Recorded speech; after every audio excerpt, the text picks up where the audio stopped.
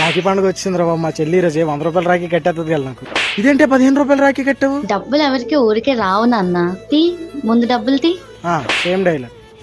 పక్కింటి పింకీకి వాళ్ళని 5,000 ఇచ్చారంట తెలుసా? అదే పక్కింటి పింకి వాళ్ళ ఫ్రెండ్ని తీసుకొచ్చి వాళ్ళ అన్నయ్యకి సెట్ చేసింది నీకు తెలుసా? తెలియదు.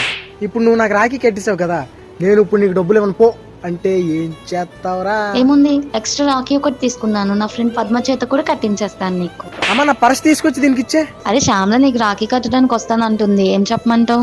చెయ్యి నరికేసుకుంటానని చెప్పు. ఇప్పుడు ఫ్రెండ్స్ వాళ్ళ చెల్లెళ్ళు అయ్యి చెల్లెళ్ళ వాళ్ళ ఫ్రెండ్స్ కూడా చెల్లెళ్ళే అయితే ఇంకా మా సింగిల్ చేత మొత్తం ఏమైపోవాలి? మర్యాదగా ఉండదు చెప్తున్నాను. అలాంటి ఫ్రెండ్స్ నీకు ఫ్రెండ్స్ పెట్టి మా దబ్బు. అమ్మా ఇదిగో ఈ వాచ్ తీసుకెళ్లి చాలా జాగ్రత్తగా లోపల దాచిపెట్టించు. ఎందుక అదేనే చెల్లి రాఖీ కడతది కదా అప్పుడు ఇద్దామని. ఇప్పటి నుంచో అడుగుతుంది, కాకపోతే మన దగ్గర కూడా డబ్బులు అవి సెట్ అవ్వలేదు. కానీ జాగ్రత్తగా పెట్టా.